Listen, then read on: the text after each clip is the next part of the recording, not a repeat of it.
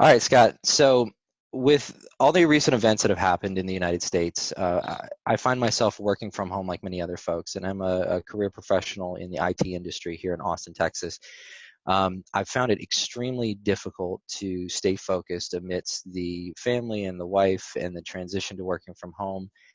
Unfortunately for me, my office was the catch-all when we moved into our new house. So now here I am going, oh, I have an office, but it's got several boxes of unmanaged stuff in it, and then I got kids running by in the hallway. I have four children, and a dog, and a wife, and all that other stuff. So I saw your email come across my desk, and it says, "Stay focused and manage distractions while working from home." And I go, "That sounds about right. That's exactly what I need to succeed in this type of environment." So help me if you can. Please help me. Yeah, David, I'd be glad to. It sounds to me like what you're doing is you're working from home at a circus, and you've got all these players and kids and things going on, and you're trying to focus and take action, and it's probably a little bit of a nightmare. Yeah, to say the least. Yeah. So, I found a lot of people who, the first week or so when they have to go work from home, it's shelter at home, and the boss says, yes, you can go work from home. The first couple of days they come in, sit on the couch, pull up the coffee table, and they get to work, and that lasts for a day or two. The kids are running everywhere, and you're in the middle of a train wreck, and so then they figure out they need to go move somewhere else, and that's really important. So I came up with about six things that are helping people be able to negotiate and navigate through this work from home experience. And I'm hoping I can save their sanity, save their job because they'll still be productive. It's just it's a riot. So yeah, I'd love to help you out. Now you've been doing this for a while though. This isn't your first stab at this, obviously. You've been a career coach, and maybe you can give the appropriate title there, but this isn't your first rodeo. No, not at all. As a matter of fact, I've worked from home far more than I've worked in an office, and it's great. I love it. Now, when people hear that, they think, "Oh, well, sure, you love it. You don't have to get dressed up. You can just wake up in your robe, and everything is fine." And that's not the case at all. I get up early every morning, and I get cleaned up, and I have office hours. I go to my office, and I go to work, and it's really helped me in having a routine to stay focused. And that's part of what I want to share with you today. Yeah, I've been doing this for 25 years. So I'm a guru at work from home. Okay. So what is it that, I mean, people have, I walked into this with a certain idea of what this was going to be like. Again, I've been married for 12 years. I know my wife pretty well, and I have four children. I hope I know them pretty well too. And I had these expectations of, okay, so we're transitioning into this work from home environment, and I'm just going to go into my office. I'm going to sit down, and the kids are going to behave, watch a movie or two, and I'm going to run my phone calls from Zoom, which is a little bit of a transition. And then every single expectation that I had about what I was going to eat, what I was going to wear, how things were going to happen in the hallway right outside my study just got completely shattered. So, what what's the trick there in terms of expectations? Yeah, that's a great question. The idea is we do have something in our head. We have this vision of what working from home is going to look like. And I guess the first thing that I should say is you need to reset your expectations because you are not going to get as much accomplished as you think you would at home for a lot of reasons. For one thing, when you start working from home, you feel disconnected and frustrated because you're not at the office. Your internet usually is moving slower and it drags Yeah. if you have a hardwire connection at all. A lot of people are having to use Wi-Fi at home, and then your kids are there, and they want your attention. You forget that they don't wake up at the same time. There's meals in the morning and lunch in the afternoon, and you have invaded their workspace, and they don't understand that you're working from home. Hey, Dad, can you talk? Hey, Mom, can we go outside? Yeah, is that right? That's exactly it. And this is the thing. I don't think I should I think you said it appropriately. I'm invading their space That's as it right. stands right now. They were here before me. I always go off to work. They were here before me. They have more territory in this house than I do. And so for me to expect them to understand that, dad's works for an IT firm, and I need you to be quiet. They're like, I don't know why, right? Like, why is dad so serious all the time when he's here during the day? It's not like Saturday when I can have fun with them. It's, Monday, Tuesday, and Wednesday, and they're like, well, this is like Saturday when dad comes home, right? When dad's home from work. And it's not. It's completely different. And so yeah, I think you said it correctly. I'm invading their space more Yeah, than they're my invading wife mine. will even she'll open the door and she'll say, "What are you screaming for?" And I'll say, "I'm not screaming. I'm on a Zoom call or I'm doing a keynote." Why do you have to be so loud? I'm not being loud. I'm just doing my thing. Well, you're never this loud usually.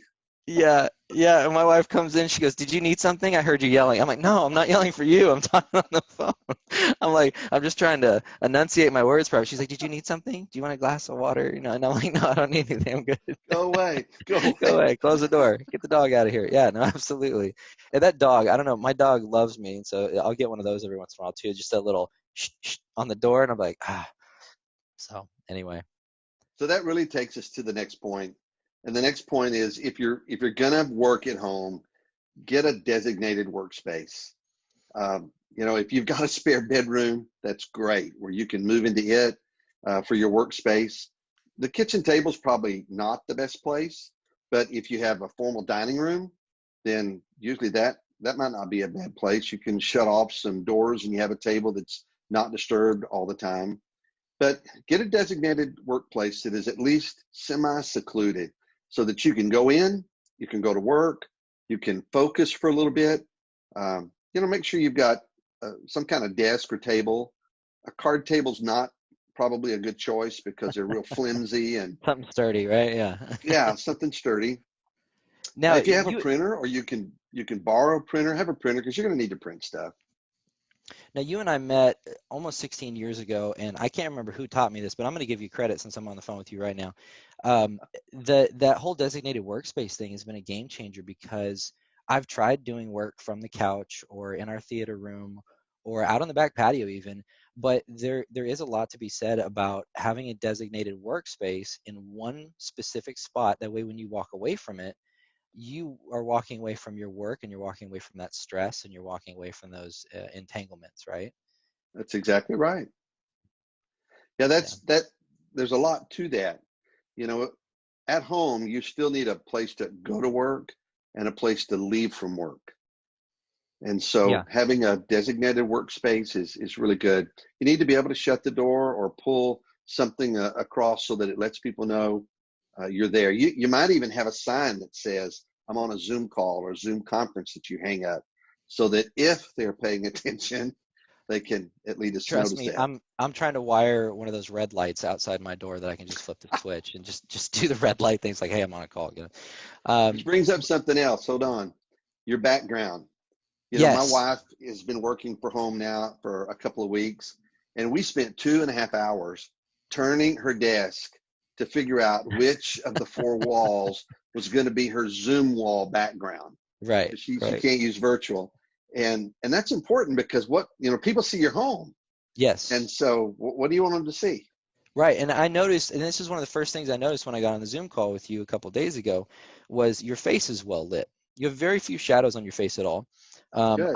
I've read a lot and watched a lot of YouTube tutorials on how to be well lit and stuff like that. And I finally this situation forced me to hang up these curtains that are right behind me because they're blue, and green screens, or excuse me, blue screens are almost as good as green screens. So I go, hey, I got some navy blue curtains. I'm going to hang them up Yeah. in the back, get the lighting right.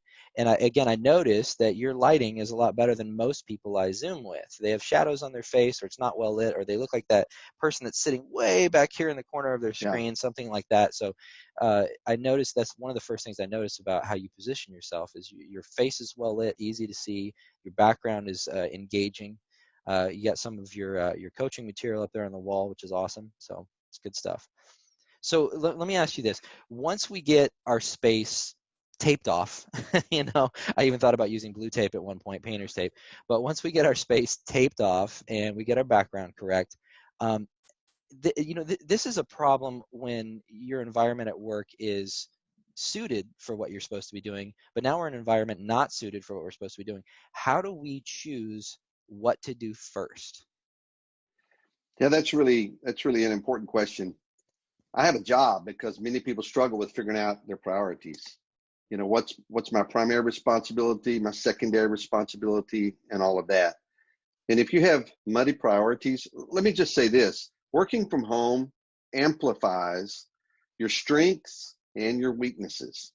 And if you struggled to stay focused at work, you're really going to struggle to stay focused at home. And so when you're clear about what you're saying yes to and you know what your priorities are, then it's easy to say no to distractions. But if you're not clear about your priorities, you're going to be in trouble. And one of the things that I recommend is that every day or every week, maybe if you're a team leader or if you are a team leader, get with your team and say, okay, this week, what are your top 5? What are the top 5 things that you need to work on this week? And what are your top 2 issues that we need to resolve? That's a good go-to rule, whether you're working at home or at the office. What are my top 5 and what are my top 2? And when you're clear about that, then you can say, okay, these are the things that I need to work on today or this week. Yeah, Isn't that because simple? yeah, absolutely. And see, this was my biggest conundrum is because sometimes, uh, like my wife will say things like she will choose to do something she hates to avoid doing something she loathes, if that makes sense, right? And it's true. If you don't pick your top 5 priorities, you'll do the avoidance method where you're just avoiding that thing that you really should be taking care of. So how do you choose those 5 big rocks though? I mean, that's been my biggest struggle this whole time. Is it seems like the amount of things I have to do have now compounded. Is there a way you would recommend uh, writing it out, or is there a So there's graph a or a couple of chart or something? things. How do you There's choose? a couple of things that I do recommend, and they're kind of part of where we're going. So um, the next point that I wanted to introduce kind of helps with that, and that is use an online dashboard. And Okay. Trello is one that I recommend. There's a lot of other ones out there, Slack and some others, but I personally really like Trello. Trello is a project management online dashboard that lets you and or your whole team connect to it, so you can see what your projects are and what your bullet points are and where you are along the way. So that helps you to at least identify what your primary and secondary focus, your big rocks and small rocks are, and then create some bullet points, some task lists, so that you can see how you're doing it. Sometimes they call those key performance indicators, Yeah, so KPIs, that those are you big. can know if you're on track, ahead of schedule, behind schedule on some of those. Does that Yeah, make sense? yeah, absolutely. And I think that's one of the been the biggest game changers in my life is whether you're an emotionally driven person or you're a logically driven person, you have to have those KPIs, because if you don't have those KPIs, you never really know where you're at, because my feelings could deceive me. I felt like I did a lot today, but if you actually have those things in a KPI format, you can tell how far you've actually gone, because like when you're running, a mile is a mile, right? There's no cheating. You either Yeah, ran a mile or you didn't, right? And yeah. so those KPIs I found them to be incredibly important. KPIs are a football scoreboard, Yeah, and they tell you how long you've been in the game, how much time you got left in the game, what quarter you're in, if what down and what your yardage is, and how yeah, many touchdowns you made. And it's the only way to help us stay productive. That's why they call it key performance sure, indicators. sure. So yes, setting some of those up helps. And then that really takes me down to the 5th thing. And the 5th thing is create a routine. When you're working at home, you need a routine. And a routine is just a systematic schedule of what you intend to do in time. And let's not make it complicated. Let's keep it simple. Number one, you need a routine for your family. Okay. And that's something that you have some control over, not a lot of it. But if you have some control about, like my neighbor, for instance, he's a professor, he's having to work from home. He has 4 small children. And I asked him, how are you doing it, man? And he said, oh my God, I'm pulling Yeah, my hair yeah, out. yeah. I'm pulling my. Yeah, yeah. I got four How as did you well. do it? And he said, well, it's really simple. He said, we've kind of found some things that are already there in their routine. So number one, they get up in the morning and we set a time when we're waking them up. And what do they do after they wake up? They go eat breakfast. Great. So we're going to have a window frame of time you get up till you go eat breakfast, 30 minutes, something like that.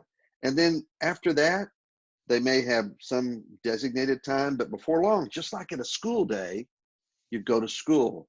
All right. I want you to go back to your room. You have room time, and I want you to work on your schoolwork for an hour, for 90 minutes, whatever it is.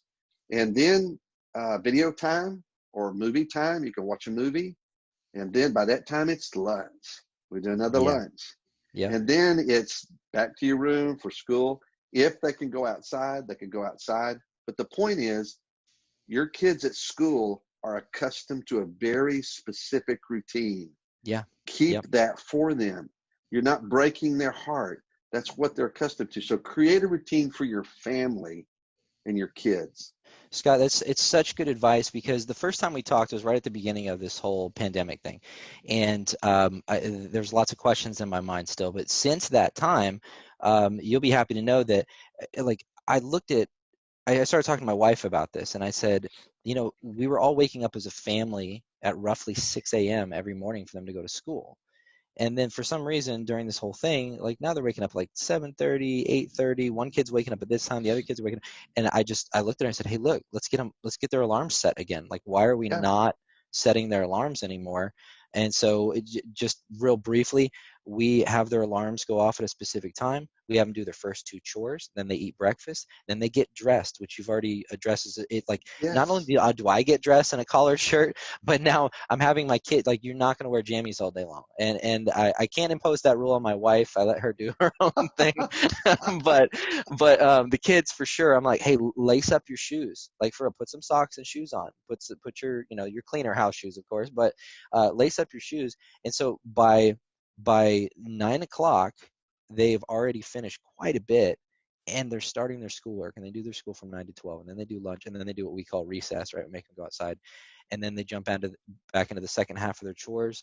Then we do dinner. Then there's the nighttime routine, and it brings a sense of sanity that I didn't have 3 weeks ago, right? So anyway, Yeah. lots changed since the first time we talked a couple weeks ago. It's been really good.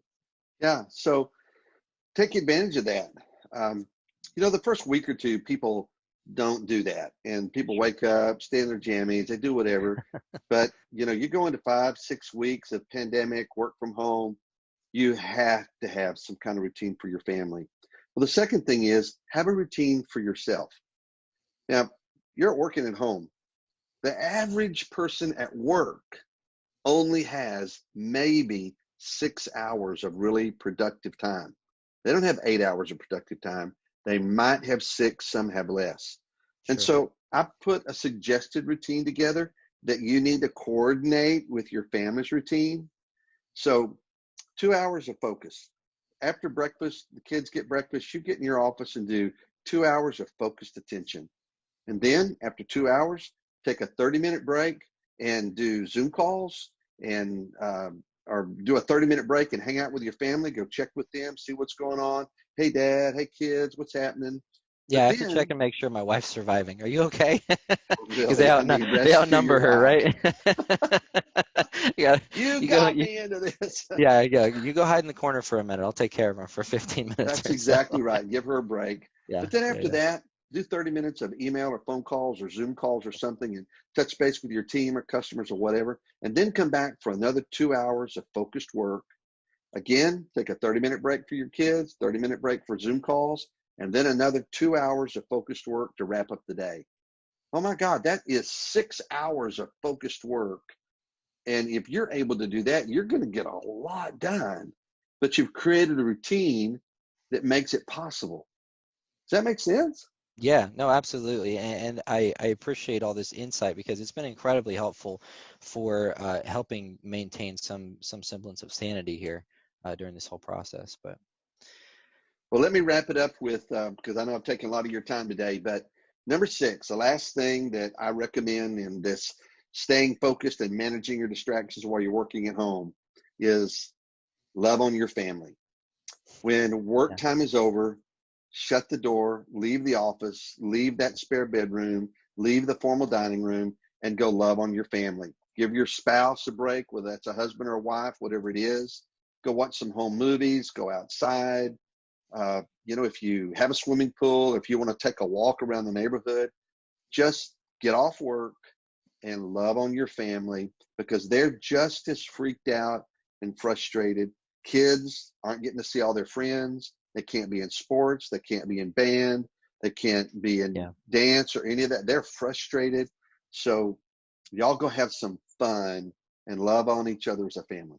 Yeah, exert some energy, right? Like get out there and maybe play catch or just walk around, like you were saying. That's a great idea. Now, I'm going to share your contact information here, and what talk to us a little bit about like what you do outside of this conversation, right? Because you alluded to it at the beginning. I asked you about it at the beginning. You But bet. So here's your contact information shared on a whiteboard here. But what this isn't the only thing you do. not at all. So I'm a keynote speaker, and I speak to conferences. I also do leadership retreats, and really what I do is I energize key leaders to focus and take action on their goals, their priorities, and their team issues. And I do it again from the stage as a keynote or in retreats, half day, full day, 2-day retreats. And then I do these virtual presentations as well. I mean, we all have learned to get proficient at virtual presentations.